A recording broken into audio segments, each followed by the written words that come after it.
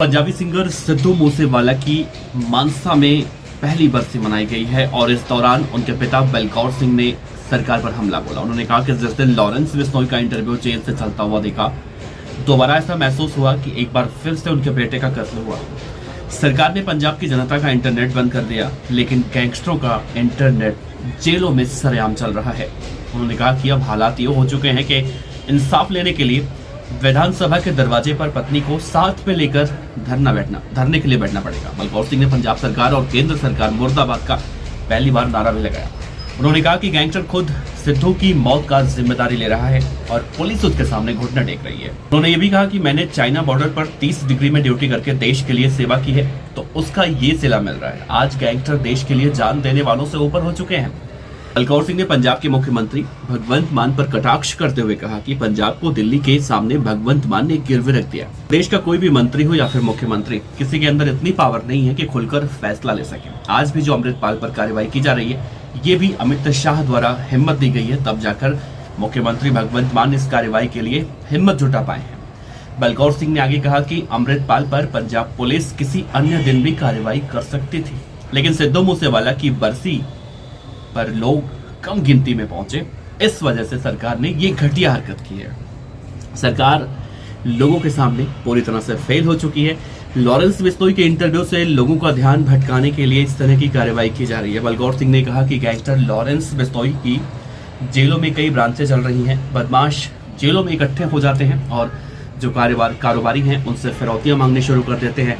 सरकार इन गैंगस्टरों को छूट दिया करती है, इसी कारण उनके हौसले बढ़ते हैं। बलकौर सिंह ने यह भी कहा कि कुछ लोग सिद्धू के दुश्मन बन गए थे क्योंकि सिद्धू ने खुद का चैनल बना लिया था, अपने गीत खुद लिखता था, खुद गाता था और इस वजह से लोग उसे परेशान करने लगे थे। इन गुंडों की टोली से बचने के लिए ही सिद्धू मूसेवाला राजनीति में आया था। उन्होंने कहा शायद इन गुंडों से बचाव हो जाए, लेकिन ऐसा हुआ नहीं। जिस पत्रकार ने उनके बेटे की सुरक्षा लीक की है, वो भी आज खुला घूम रहा है। उन्होंने ऐसा कहा 6 साल के बच्चे की मानसा में हत्या कर दी जाती है, लेकिन अधिकारियों ने चुप्पी नहीं तोड़ी। जिन आरोपियों को गिरफ्तार किया, उन पर सिर्फ छोटी मोटी कानूनी कार्रवाई करके जेल भेजा जाता है, यानी कि पूरा जंगल राज बता रहे हैं।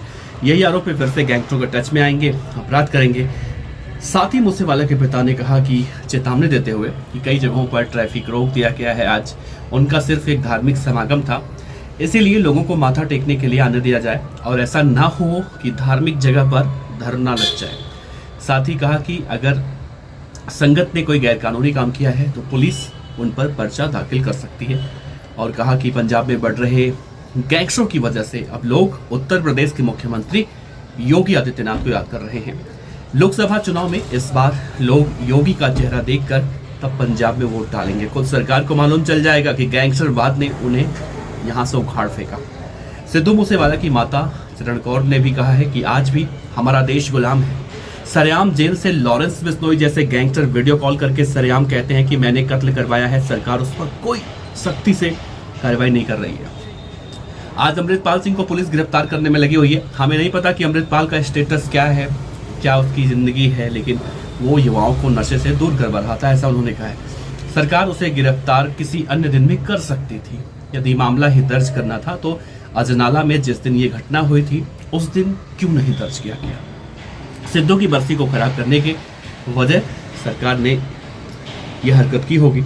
गैंगस्टर लॉरेंस बिश्नोई जेल से वीडियो कॉल पर इंटरव्यू दे रहा है। सिद्धू मूसेवाला के बारे में कह रहा है कि उसने कत्ल करवाया है। चरण कौर ने यह भी कहा कि अगर उनके बेटे ने किसी का कत्ल करवाया है तो बेटे के बाद वो और उसके पति बलकौर सिंह दोनों सजा भुगतने के लिए तैयार है। अगर कोई साबित कर दे कि सिद्धू ने किसी की हत्या करवाई है। सिद्धू स्वाभिमान से जीवन व्यतीत करने वाला था।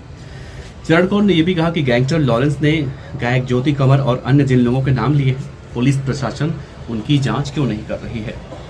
सिद्धू को इंसाफ दिलवाने के लिए जंग चलती रहेगी। वैसे आपको बता दें कि बरसी कार्यक्रम को लेकर पुलिस ने सुरक्षा के पुख्ता इंतजाम भी वहां पर किए थे। इंटरनेट बंद होने की वजह से मूसेवाला के चाहने वालों में भी मायूसी दिख रही थी। बीते दिन बलकौर सिंह ने समर्थकों से समय पर पहुंचने की अपील की थी। बलकौर सिंह ने पंजाब में बन रहे माहौल के पीछे सिद्धू मूसेवाला की बरसी पर पहुंचने वाले लोगों को इकट्ठा कर रोकना बताया था।